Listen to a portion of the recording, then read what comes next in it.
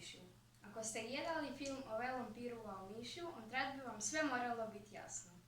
Ja sam vidjela velu razliku od mišja Ondrat i Denes. Puti nisu bili popločani, nego je sve bilo od malih kamičića, peno prah. Kuće su bili bez pituri, samo žbukom i kamikom zazidani. A mananke ih ni bilo tako peno, až ljudi nisu imeli peno šoldi.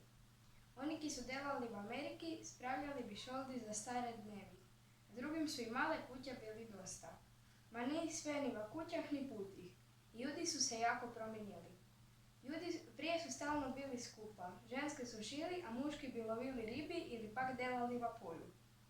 Većina su se pak po cijele dnevi igrali v placi. Kod da su prije bili i peno veseli. Skoro svaki dan našli bi se na placi i tencali i kantali. A danes niki nema vremena za nikoga. Dok smo gledali stariju mišej, moja mamica je stalno govorila: ma kako nam je bilo lipo. Ona je poznala svih ki su tamo bili i kovi su ljudi bili. Ja sam misleć prišla do toga da je prije bilo svejedno kakovu veštu, ali kako ti imaš. A još meni kakova ti je kuća. Njime samo stalo do kantana i tencana. A i sve drugo delali su s guštom, až su bili skupa i bilo njim je lipo.